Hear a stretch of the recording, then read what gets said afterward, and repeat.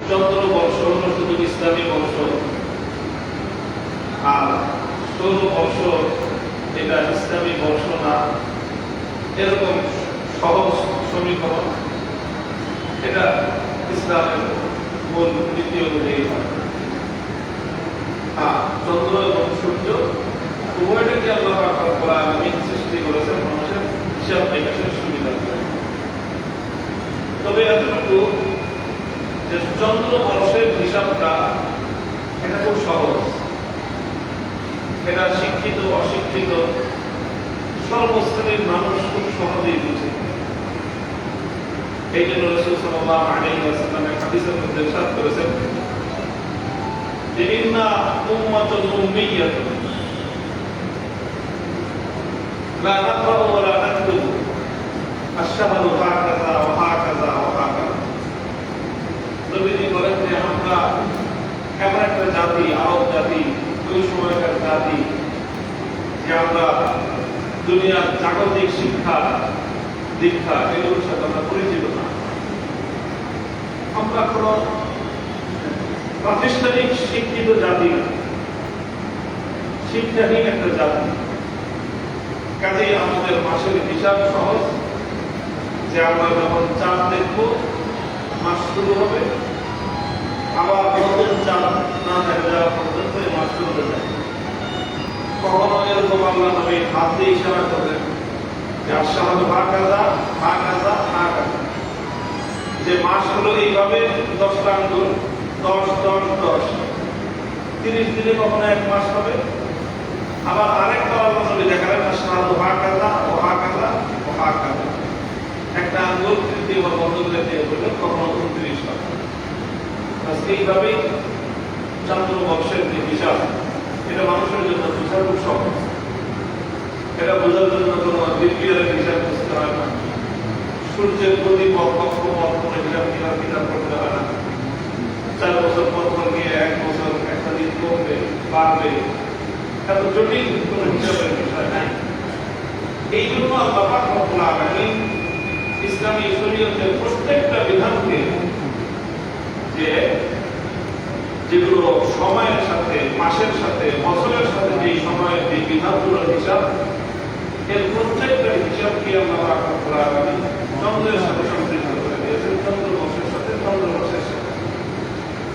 রমজান মাস 1 মাস রোজা রাখতে হবে, এটা চাঁদ থেকে মাস শুরু করবে, চাঁদ থেকে মাস শেষ করবে। চাঁদ থেকে রোজা রাখা শুরু করবে, চাঁদ থেকে ঈদ করবে। জিলহজ মাসের 8 তারিখ, 9 তারিখ, 10 তারিখ, 11, 12 মাস করতে হবে, এটা চন্দ্র বর্ষের হিসাব। এমনিভাবে যতগুলো হিসাব শরীয়তের বিধান, যাকাত 1 বছর পর পর দিতে হবে, বছর হিসাব করতে হবে, চন্দ্র বর্ষের হিসাব করতে হবে। প্রতি 1 বছরে চন্দ্র বর্ষ সূর্যের বর্ষের হিসাবের চেয়ে 10 দিন 12 দিন কম হয়। 35 থেকে 37 বছরে গিয়ে চন্দ্র বর্ষ সূর্য বর্ষের চেয়ে 1 বছরে অগ্রসর হয়ে যায়। তো এটা হলো চন্দ্র বর্ষ এবং সূর্য বর্ষের একটা মৌলিক কথা। কাজেই চন্দ্র বর্ষ অনুযায়ী হিসাব রাখাটা, এটা শরীয়তের বিভিন্ন বিধান পালনের জন্য এটা জরুরি। এই কারণে ফুকাহায়ে কেরাম ইসলামী শিক্ষার মধ্যে চন্দ্র বর্ষের হিসাব সংরক্ষণ করাকে ফরজে কিফায়া বলা হয়েছে। এটা ফরজ এই হিসাব রাখা, তবে সবার জন্য ফরজ না, এটাকে বলা হয় ফরজে কিফায়া। কিছু মানুষ এই হিসাব সংরক্ষণ করবে, কারণ হিসাব যদি সংরক্ষণ না করা হয় তাহলে কোনটা কোন মাস সেটা মানুষ ভুলে যাবে, তাহলে মানুষ রমজান রোজা রাখতে পারবে না, জিলহজের হজ করতে পারবে না। এই সকল কারণে চন্দ্র বর্ষের হিসাব রাখাটা, হিসাব সংরক্ষণ করাটা কি ফরজ, আর তবে ফরজে আইন না। প্রত্যেক ব্যক্তির জন্য ফরজ না, সামষ্টিকভাবে ফরজ। কিছু মানুষ এই চন্দ্র বর্ষের হিসাব রাখবেই, এটা দায়িত্ব আদায় হয়ে যাবে। তবে সকলের জন্যই চন্দ্র বর্ষের হিসাব রাখাটা উত্তম। এই জন্য ছেলেদের সাথে আল্লাহর হুকুমের সম্পর্ক আছে, এটার সাথে আল্লাহর হুকুমের সম্পর্ক আছে। চন্দ্রবর্ষের হিসাব রাখে। তবে এটা না যে সৌরবর্ষ, যেটা এখন আমরা ইংরেজি বর্ষ বলি, বাংলা বর্ষ বলি, যেগুলো সূর্যের হিসাবের সাথে সম্পৃক্ত, ওই বর্ষগুলো যে অনিস্লামিক বর্ষ ব্যাপারটা এমন না। এরকম অনেকের মধ্যে একটা ভুল ধারণা থাকে যে আরবি বর্ষ নাম রাখা হয়েছে, ইংরেজি বর্ষ, বাংলা বর্ষ। আসলে আরবি বর্ষ বলতে ইসলামের ইতিহাসে কোনো বর্ষ নেই।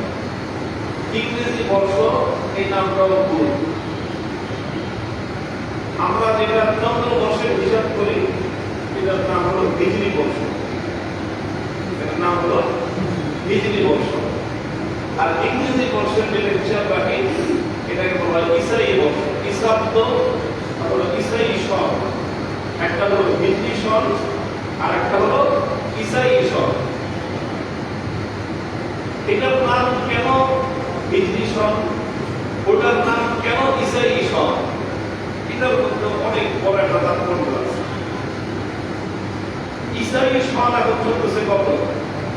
2025, আর হিজরি শুরু হলো 1447।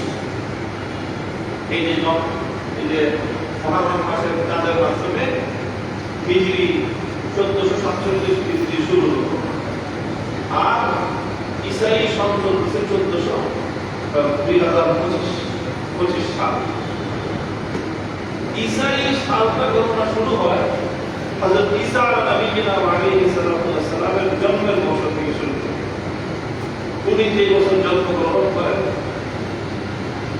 সেই থেকে খ্রিস্ট জগৎ এই বছরটাকে তারা ঈসা আলাইহিস সালামের জন্ম সমাপ্তি কেন্দ্র করে এটার হিসাব রক্ষণ করতেছে। পরবর্তীতে এটার নাম সারা পৃথিবীতে ইসাব্দ অথবা ইসরায়েলি সাল হিসেবে পরিগণিত হচ্ছে। এটা পৃথিবীর ইতিহাস বলে এই কথা যে মানুষ বিভিন্ন সময়ে বিভিন্ন ঘটনাকে কেন্দ্র করে এরকম বর্ষ গণনার একটা রীতি মানুষের মধ্যে চলে আসছে। আল্লাহ কোরআন বলেছে, আমি যেখানে আয়াত তেলাওয়াত করেছি সূরাতুল বারাতে, ইন্না ইদ্দাতাশ শুহুরি ইনদাল্লাহি 12 শাহরান ফি কিতাবিল্লাহি ইয়াওমা খালাকাস সামাওয়াতি ওয়াল আরদ। যেই দিন আল্লাহ পাক রব্বুল আলামিন আসমান জমিন সৃষ্টি করেছেন সেই দিন থেকেই আল্লাহর নিকট মাসের গণনা হলো 12 শাহরান, যে 12টি মাস হবে একটা বছর। এক বছর শেষ আবার নতুন করে সেই 12 মাস পুনরাবৃত্তি হবে। 12তম মাস শেষ আবার নতুন মাস থেকে শুরু হবে। এই যে একটা সাইকেল, এই যে একটা ঘূর্ণায়ন, এটা শুরু হয়েছে কবে থেকে? ইয়াওমা খালাকাস সামাওয়াতি ওয়াল আরদ, যেদিন আল্লাহ পাক আসমান এবং জমিন সৃষ্টি করেছেন সেই দিন থেকে, অর্থাৎ পৃথিবীর সূচনা লগ্ন থেকে। এবং সেই সময় থেকেই বছরের একটা গণনার হিসাব আছে। আগে মানুষ প্রাচীনকালে যে কোনো ঐতিহাসিক ঘটনা ঘটত, সেই ঘটনার পর থেকে নতুন করে আবার বর্ষের গণনা শুরু হতো। এটা ছিল প্রাচীনকালের মানুষের একটা রীতি। প্রাচীনকাল থেকে হয়তো কোনো একটা ঐতিহাসিক ঘটনা ঘটেছে, সেই ঘটনা থেকে মানুষ গণনা শুরু করতে, যে ওই ঘটনার পর এক বছর, ওই ঘটনার পরে দ্বিতীয় বছর, ওই ঘটনার পরে তৃতীয় বছর, ওই ঘটনার পরে চতুর্থ বছর। এইভাবে চলতে চলতে মানুষের মধ্যে এক সময় ওই ঘটনাকে কেন্দ্র করে বর্ষের গণনা শুরু হয়ে গেছে। 100 বছর, 1000 বছর পর্যন্ত চলবে। এই ধরনের ঘটনার পরিক্রমায় এক সময় এসে পৃথিবীতে একটা অত্যাশ্চর্যজনক ঘটনা ঘটল। হযরত ঈসা আলাইহিস সালাম জন্ম নিলেন। আদম হাওয়া আলাইহিস সালামের জন্মের পরে, সৃষ্টির পরে পৃথিবীতে জন্মের এক বিস্ময়কর ব্যতিক্রমী ঘটনা হলো ঈসা আলাইহিস সালামের জন্ম। যে এর কোন দৃষ্টান্ত আল্লাহ পাক রব্বুল আলামিন পৃথিবীতে রাখেন যে একজন সন্তান জন্মগ্রহণ করবে একজন নারীর গর্ভে, এবং সেই নারীর গর্ভে সেই সন্তান জন্মগ্রহণ করার ক্ষেত্রে কোনো পুরুষের স্পর্শের প্রয়োজন হবে। আল্লাহ পাক সরাসরি নবুয়তের মাধ্যমে হযরত মারিয়াম আলাইহিস সালামের গর্ভে ঈসা ঈসা আলাইহিস সালামের রূহ হযরত জিবরিল আলাইহিস সালামের মধ্যস্থতায় ফুৎকারের মাধ্যমে ফু দিয়ে ওনার গর্ভে প্রেরণ করে দিলেন এবং সেখান থেকে ঈসা আলাইহিস সালাম ভবিষ্যৎ হলেন, তিনি জন্মগ্রহণ করলেন। পৃথিবীতে এইরকম ঘটনা একটাই ঘটেছে যে কোনো পুরুষের মধ্যস্থতা ছাড়া একজন নারীর গর্ভে সন্তান জন্মগ্রহণ করা এবং একজন নারীর মা হিসেবে সন্তান পুষ্ট করা, এই ঘটনা একটা আশ্চর্যজনক ঘটনা। এরপরে সেই ঈসা নবী তিনি বড় হয়ে নবুয়ত লাভ করলেন এবং তিনি শিশুকালেই তার নবুয়তের ঘোষণা দিলেন। মায়ের কোলে বসে দুগ্ধপায়ী শিশু তিনি ঘোষণা দিলেন যে ইন্নী আব্দুল্লাহ আতানিয়াল কিতাবা ওয়া জাআলানি নাবিয়্যা। মায়ের কোলে শব্দ প্রসূত আজকে জন্মগ্রহণ করা সন্তান, সে বলতেছে আমি আল্লাহ বান্দা, আল্লাহ পাক আমাকে একটা কিতাব দান করেছেন এবং আল্লাহ আমাকে নবী বানিয়ে দুনিয়াতে পাঠিয়েছেন। আল্লাহ আমাকে নবী বানিয়ে দুনিয়াতে পাঠিয়েছেন। এই ঘটনার পর পৃথিবীর ইতিহাস বলে যে মানুষ দুই শ্রেণীতে বিভক্ত হয়ে গেল। এক শ্রেণীর মানুষ যারা ঈসা আলাইহিস সালামের জন্মকে কেন্দ্র করে আল্লাহ পাকের এই অলৌকিকতাকে, আল্লাহ পাকের এই মুজিজা, আল্লাহ পাক রব্বুল ইজ্জতের এই বিস্ময়কর কুদরতকে অস্বীকার করে এবং তারা ঈসা আলাইহিস সালামের উপর নানা ধরনের অপবাদ আরোপ করে।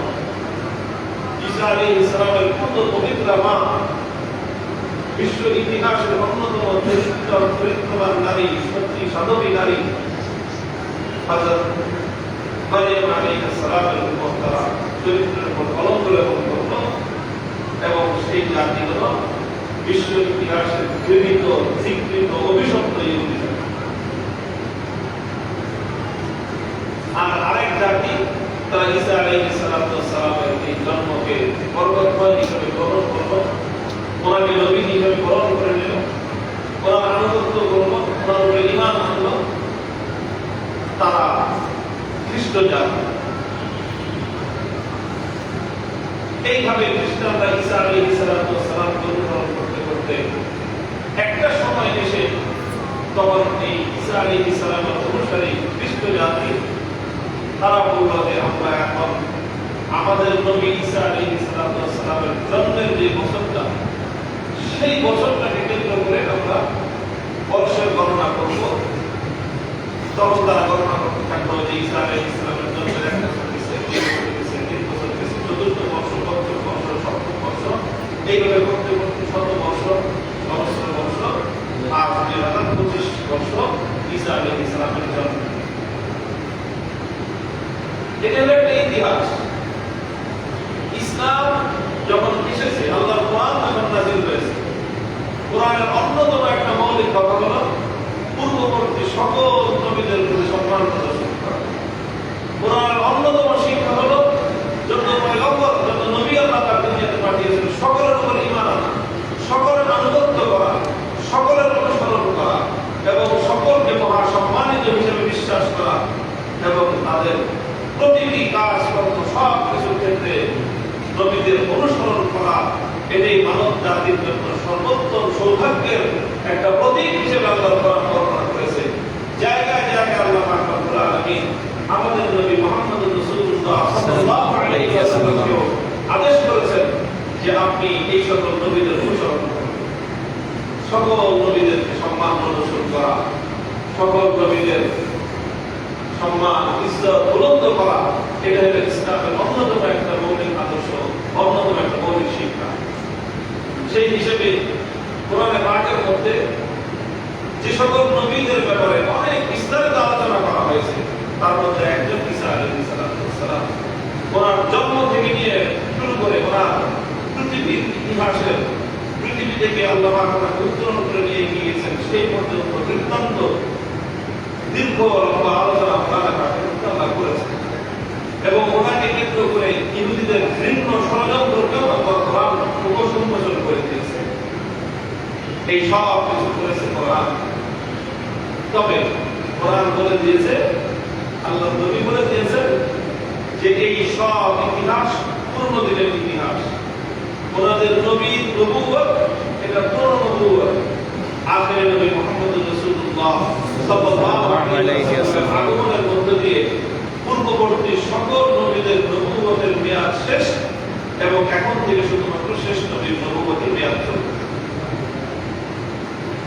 ঈসা আলাইহিস সালামের প্রতি ইসলামের এই শ্রদ্ধা, আল্লাহর কোরআনের এই সম্মান প্রদর্শন, যারা নবী ঈসা আলাইহিস সালামকে মহব্বত করে সত্যিকার অর্থে, তারা কেউ আল্লাহর কোরআনকে বিশ্বাস না করে না।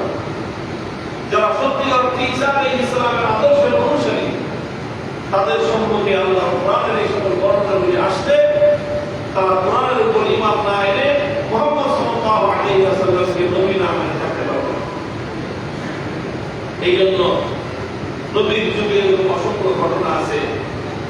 খ্রিস্টানরা সবসময় জানতো যে ইহুদি জাতি যারা আরেকটা আসমানি ধর্মের অনুসারী, তারা খ্রিস্টানদের ব্যাপারে, খ্রিস্টানদের নবী ঈসা আলাইহিস সালামের ব্যাপারে, ঈসা আলাইহিস সালামের আম্মা জান হযরত মারিয়াম আলাইহিস সালামের ব্যাপারে কি জঘন্য কটূক্তি করে।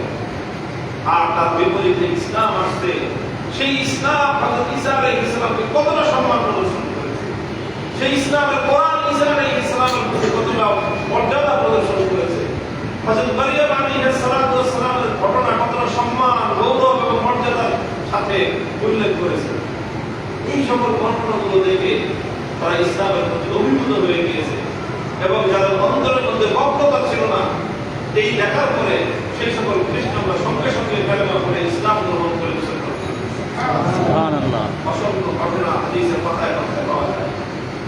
এই দুর্ভাগ্যজনকভাবে পরবর্তীতে এই খ্রিস্ট জাতি ইহুদি ষড়যন্ত্রের শিকার হয়েছে। তারা ষড়যন্ত্রের শিকার হয়ে তারা তাদের ধর্মের মধ্যে বিকৃতি এনেছে। বিকৃতি এনে ইসলামের সঙ্গে তারা, আমি বলবো যে গাদ্দারি করেছে এবং সত্যকে অস্বীকার করার পথকে তারা অবলম্বন করেছে। জেনে বুঝে দেখে শুনেও সত্যের সামনে চোখ বন্ধ করে, সূর্য উদয়ের পরে চোখ বন্ধ করে পৃথিবীর আলোকে অস্বীকার করা, যেরকম আল্লাহর কোরআনকে সামনে পেয়েও কোরআনের সত্যতাকে অস্বীকার করা, আখেরি নবীর নবুয়তকে অস্বীকার করা এবং বিশ্ব নবুয়তকে অস্বীকার করা, দিবালোকে দিনের আলোকে অস্বীকার করা এবং শেষ পর্যন্ত ইহুদিদের ষড়যন্ত্রে খ্রিস্টানরা সেই অন্যায় এবং অপরাধে তারা করেছে। এবং এই জন্য আজকে সারা পৃথিবীর ইহুদি এবং খ্রিস্ট জাতি তারা এই একটা জায়গায় এসে, অথচ এই দুই জাতির মধ্যে ভয়ঙ্কর বিরোধ ছিল। কারণ ইহুদিরা ঈসা আলাইহিস সালামের ব্যাপারে এমন জঘন্য বিশ্বাস রাখে, এমন জঘন্য কটূক্তি করে, সেই কটূক্তির পরে পৃথিবীর কোন খ্রিস্টান কোন ইহুদিকে দুই চোখে দেখতে পারত না। কিন্তু শুধুমাত্র একটা কারণে তারা পারে, তাদের কারণ হল ইসলামের বিদ্বেষ। যাই হোক, আল্লাহ পাক রব্বুল আলামিন পুরো বিশ্ববাসীকে হেদায়েত নসিব করেন। ইহুদি খ্রিস্টানরা হযরত ঈসা আলাইহিস সালামের জন্মদিনের উপরে বর্ষ গণনা শুরু করলো এবং সেটা চলতে থাকলো। ইসলাম দেশে সেখানে কোনো হস্তক্ষেপ করে, কারণ এটাতে হস্তক্ষেপ করার প্রয়োজন নেই, চলতেছে চলুন। এই জন্য মুসলিম শাসকগণ ইসলামী ইতিহাস 1000 বছর পর্যন্ত সারা পৃথিবী শাসন করেছে। অর্থজাহান তো সরাসরি, বাকি অর্থজাহান মুসলমানদের কর্মগত, মুসলমানদের প্রভাবের অধীনে ছিল, মুসলমানরা সেটাকে করতে পেরেছে। আর বিপরীতে যেহেতু ইসলামী শরীয়তের অনেকগুলো বিধান, আমি যেটা বললাম যে 3টা বিধান, ইসলামের মৌলিক 4টা বিধানের মধ্যে 3টা বিধান সরাসরি চন্দ্রবর্ষের সাথে সম্পৃক্ত। রমজানের রোজা রাখবেন কি দেখে? চাঁদ দেখে। জিলহজ মাসে হজ করবে কি দেখে? চাঁদ দেখে। বছরে একবার যাকাত দিবে, এটা কোন বছর? চন্দ্র দেখে। নির্দিষ্ট কোনো মাস নাই, কিন্তু একটা বছর পার হওয়ার পরে যে আপনি যাকাত দিবেন প্রতি বছরে একবার। যদি কেউ সূর্য বর্ষের হিসাব করে যাকাত দেয়, প্রতি বছর জানুয়ারি মাসে দেয়, তাহলে তার প্রতি 36 বছরে এক বছরের যাকাত বাদ দেয়। এই জন্য যাকাত তার সেই হবে না, তখন 36 বছর পরে গিয়ে আরো 1 বছর পর্যন্ত তাকে যাকাত দিতে হবে। এই জন্য নিয়ম হলো যাকাত আদায় করতে হবে চন্দ্র বংশের হিসাবে। সেভাবেই দেয়, যে যেই মাসে দিয়ে পারে, যে যেই যখন দিয়ে পারে। কিন্তু যাকাত দিতে হবে কোন মাসের হিসাবে? চন্দ্র মাসের হিসাবে। তাহলে ইসলামের চারটে বিধান, নামাজ, রোজা, হজ, যাকাতের মধ্যে তিনটা বিধানের সাথে সরাসরি সম্পর্ক কিসের? চাঁদের সম্পর্ক। রোজা, হজ, যাকাত। এই জন্য চন্দ্রবর্ষের হিসাব রাখা, আমি কি বললাম, শরীয়তের দৃষ্টি থেকে ফরজ, ফরজে কিফায়া। এই জন্য যে কোনো ব্যক্তি এটাকে আল্লাহর বিধান হিসেবে জেনে চন্দ্রবর্ষের হিসাব সংরক্ষণ করবে, সে একটা ফরজ আমলের সওয়াব। কেউ যদি হিসাব রাখে, এবং এটা সুন্নাত, হিসাব নিয়মিত রাখা সুন্নাত, এবং হিসাব রাখাটা ফরজে কিফায়া।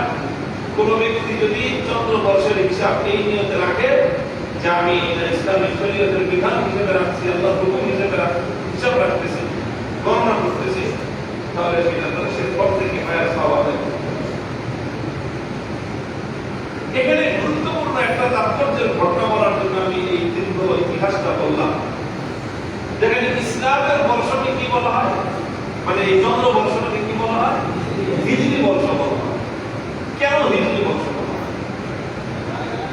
হিজরি বর্ষ নামকরণের কারণ দেখেন। হিজরি বর্ষ নামকরণ হয়েছে খলিফাতুল মুসলিমিন ওমর ফারুক রাদিয়াল্লাহু তাআলা আনহুর যুগে, তার খেলাফতকালে। যেমনটা বলে আসলাম যে ইতিপূর্বে পৃথিবীতে বছরের গণনা হতো কিভাবে? কোন একটা ঐতিহাসিক ঘটনা ঘটলে সেই ঘটনাকে কেন্দ্র করে মানুষ বলতো যে অমুক ঘটনার পরে এক বছর, অমুক ঘটনার পরে দ্বিতীয় বছর, অমুক ঘটনার পরে তৃতীয় বছর। আল্লাহর নবী যখন জন্মগ্রহণ করেন এবং এই নবীজি যখন নবুয়ত লাভ করেন, সেই সময়টায় আরব এলাকা, আরব অঞ্চলে একটা বর্ষ গণনার একটা নিয়ম চলতেছিল। সেটা হলো আল্লাহ নবীর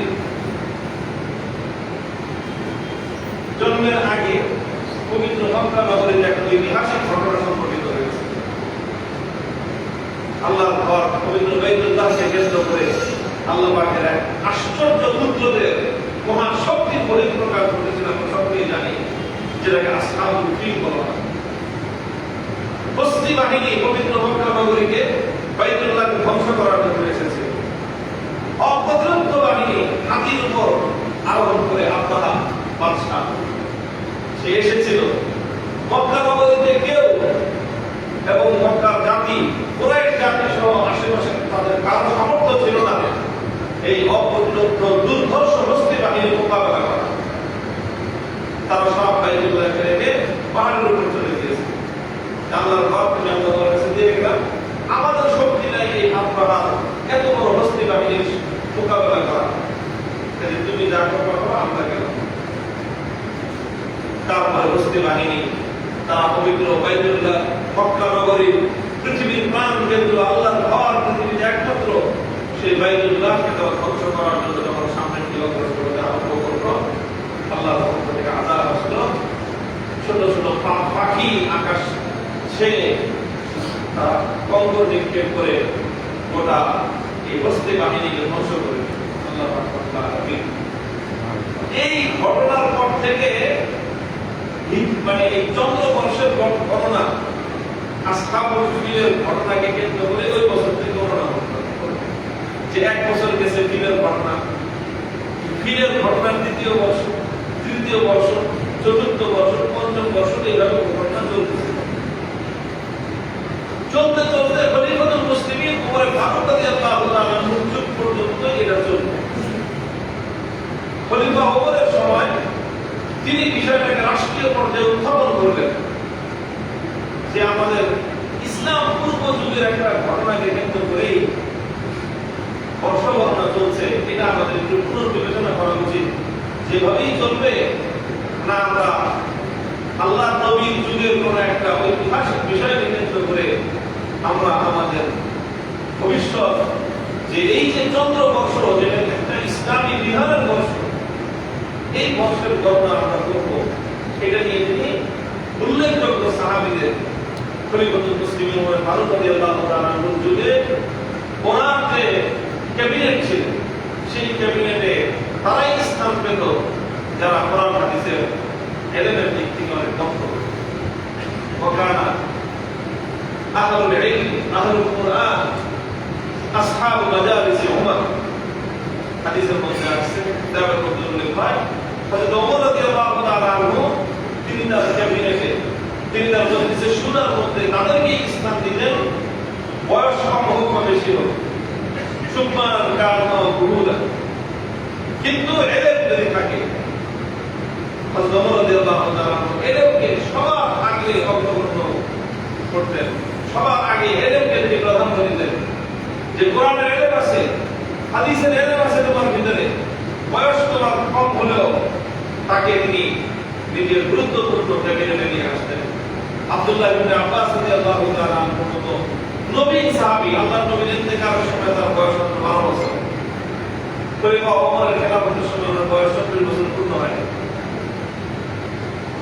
ওই 15-16 বছর বা 20 বছর এরকম 15-16 বছর 17 বছর 18 বছর বয়সেই হযরত ওমর রাদিয়াল্লাহু তাআলা আনহু ইবনে আব্বাস আব্দুল্লাহ ইবনে আব্বাস যাকে বলা হয় রাইসুল মুফাসসিরিন পৃথিবীর ইতিহাসে রাইসুল মুফাসসিরিন মুফাসসিরদের সর্দার কোরআনের এলেমের মধ্যে অনেক মাত্রায় ছিল তিনি তাকে সেই ক্যাবিনেটের একজন সদস্য নির্বাচন করে কোরআনের এলেমের প্রতি অভূতপূর্ব সম্মান প্রদর্শন করেছেন সেই মজলিসে শুনায় হযরত ওমর রাদিয়াল্লাহু তাআলা আনহু এই বিষয়টা উত্থাপন করলেন যে এই যে আমাদের যে বর্ষ গণনা চলছে এই বর্ষ গণনার বিষয়টা আমরা কি করতে পারি আগামী দিনের জন্য উম্মার জন্য একটা সিদ্ধান্ত নেওয়া হবে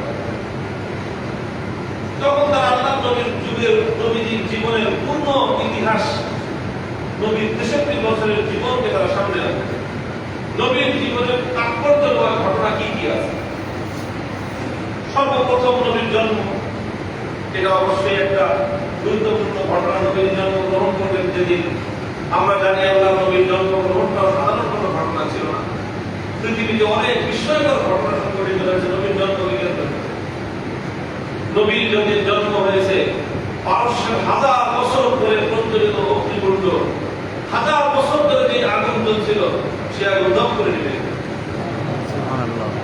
পারস্যের রাজপ্রাসাদের মধ্যে ভূমিকম্প তৈরি হয়ে 14টা গম্বুজ ভেঙে ধসে পড়ল আল্লাহ নবীর জন্ম এক ঐতিহাসিক ঘটনা এটা ছিল একটা বড় ঘটনা এরপরে নবীর জন্মের পরে দ্বিতীয় গুরুত্বপূর্ণ ঘটনা নবীজি যেদিন নবুয়ত লাভ করলেন 40 বছর বয়সে নবীজির নবুয়ত প্রাপ্তি এটা ছিল আরেকটা ঐতিহাসিক ঘটনা এরপরে নবীজি 13 বছর পর্যন্ত মক্কায় জুলুম নির্যাতন সহ্য করলেন এরপরে 13তম বর্ষে এসে মক্কা থেকে মদিনার দিকে হিজরত করলেন হিজরতের পরে প্রথম বর্ষে বদর যুদ্ধ সংঘটিত হল দ্বিতীয় বর্ষে বদর যুদ্ধ সংঘটিত হল তৃতীয় বর্ষে উহুদ যুদ্ধ সংঘটিত হল পঞ্চম বর্ষে খন্দক যুদ্ধ সংঘটিত হল ষষ্ঠ বর্ষে হুদাইবিয়ায় ঐতিহাসিক যুদ্ধ এবং সন্ধি সংঘটিত হল অষ্টম হিজরিতে মক্কা বিজয় হল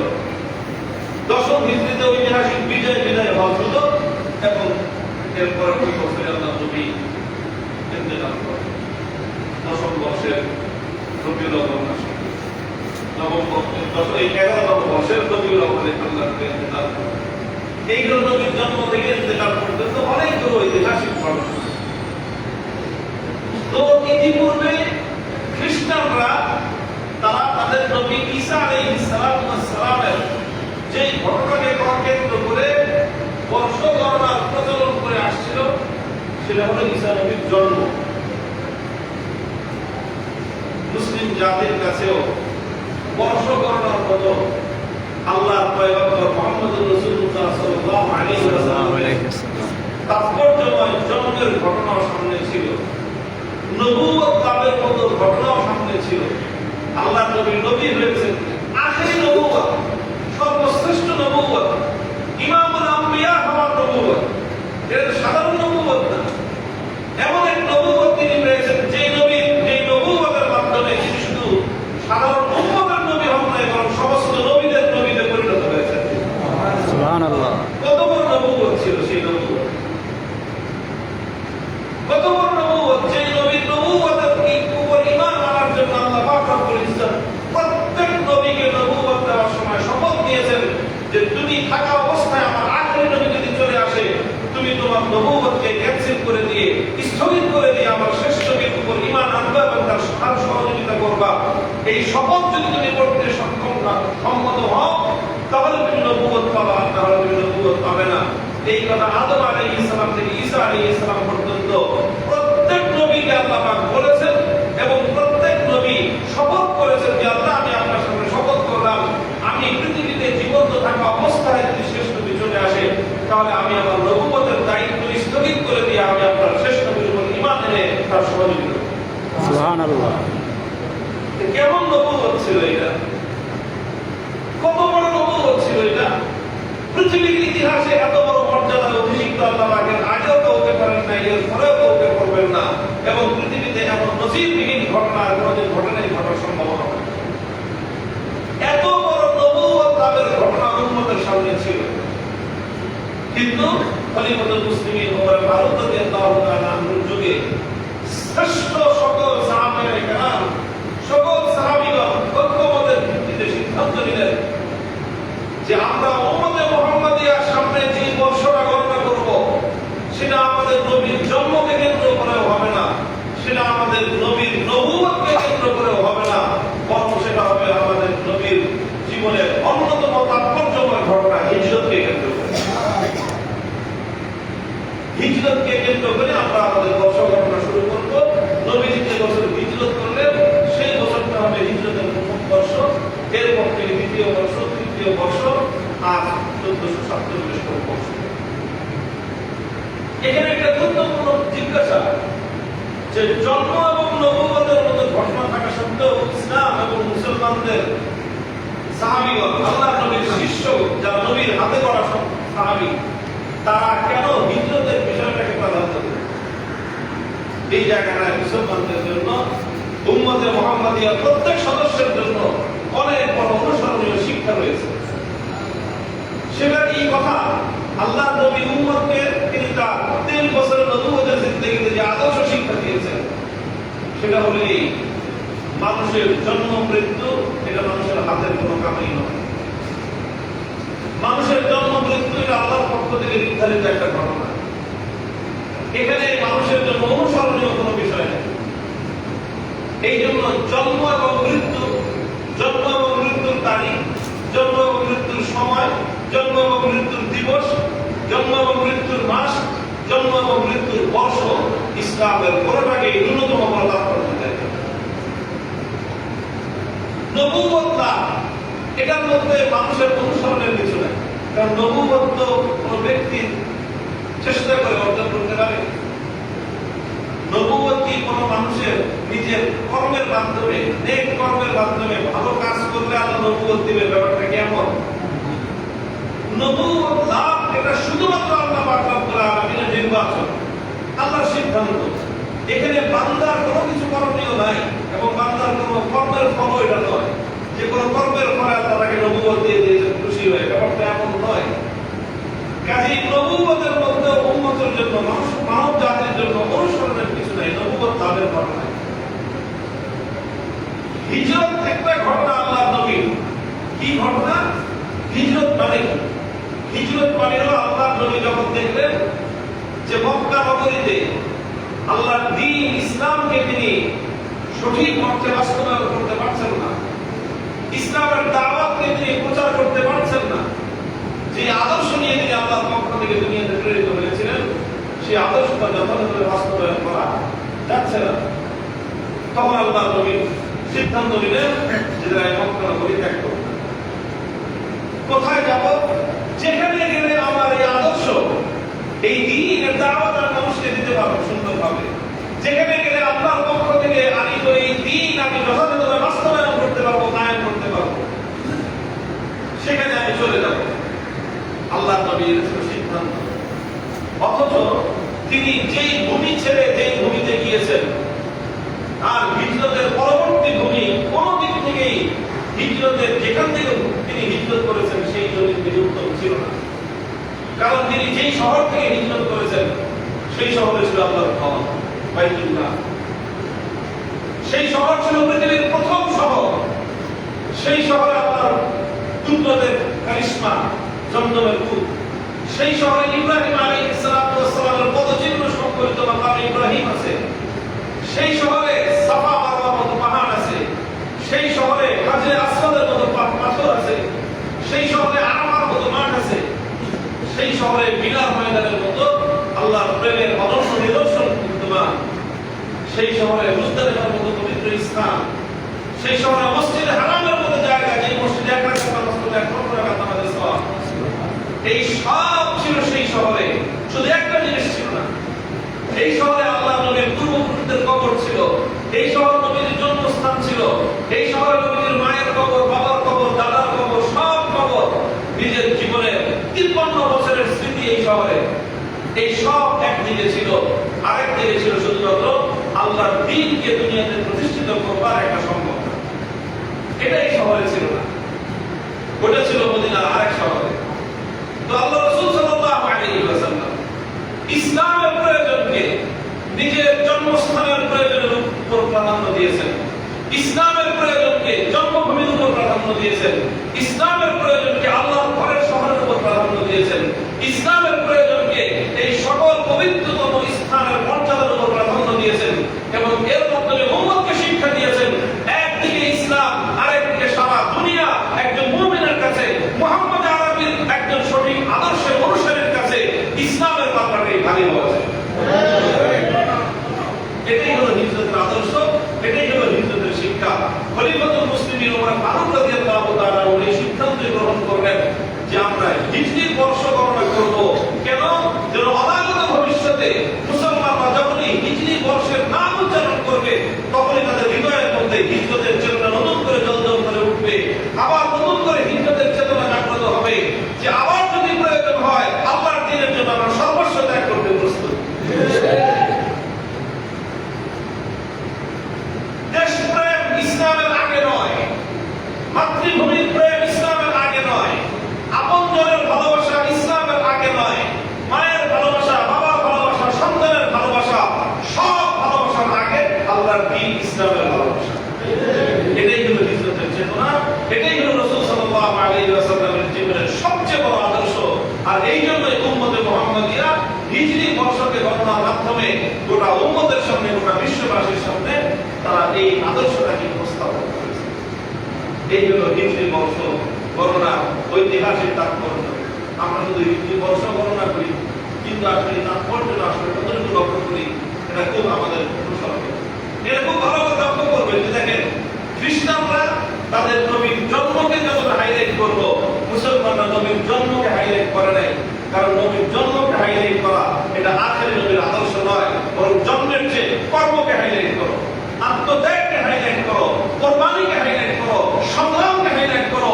যে তুমি আল্লাহর জন্য, আল্লাহর দ্বীনের জন্য কি করেছো, কতটুকু স্যাক্রিফাইস করেছো, কতটুকু কোরবানি স্বীকার করেছো, কতটুকু আত্মত্যাগ করতে পেরেছো, সেটা তুমি হিসাব করো। কে কবে জন্ম নিল ওই রকম হিসাব করে ইসলামের মধ্যে কাজ করো।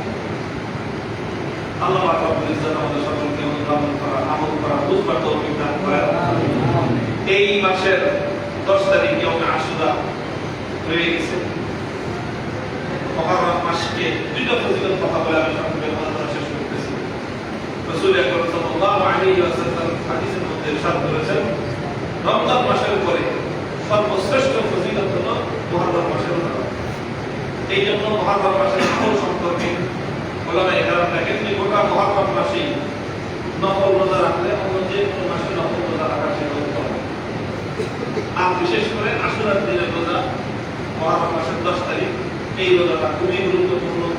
যদি আল্লাহ পাক আমাদেরকে তৌফিক দান করেন তাহলে আমরা আশুরার দিনের রোজা রাখবো। আশুরার দিনে একদিনের রোজায় মুসলিম শরীফের হাদিসের মধ্যে বর্ণিত হয়েছে আল্লাহ পাক পূর্ববর্তী 1 বছরের সমস্ত গুনাহ মাফ করে দেন। এবং আল্লাহ নবী উম্মতকে উদ্বুদ্ধ করেছেন যে আশুরার দিনের রোজা যখন তোমরা রাখবে তখন তার আগে আরেকদিন রাখবে, অথবা কোনো কোনো বর্ণনার মধ্যে তার পরে একদিন, অর্থাৎ দুটো রোজা কমপক্ষে রাখা চাই। 9 তারিখ এবং 10 তারিখ, অথবা 10 তারিখ এবং 11 তারিখ। আল্লাহ পাক রব্বুল ইজ্জত আমাদের সকলকে মুহররম মাস, এই মাসটাকে শাহরুল্লাহ বলা হয়েছে হাদিসের মধ্যে। একমাত্র মাস মুহররম মাস, যে মাসকে আল্লাহর মাস বলা হয়েছে ঐতিহাসিক তাৎপর্যের কারণে। আল্লাহ পাক রব্বুল আলামিন আমাদেরকে মুহররম মাসের আশুরার দিনে ফজিলত হাসিল করার তৌফিক দান করেন এবং এই হিজরতের চেতনা এবং আদর্শ আমাদের জীবনে সকল ক্ষেত্রে ত্যাগ এবং কোরবানি আল্লাহর জন্য আল্লাহর দ্বীনের জন্য সর্বোচ্চ রাস্তা পেশ করে আমাদের আল্লাহ সন্তুষ্টি অর্জন করা আমাদের আদর্শ অনুসরণ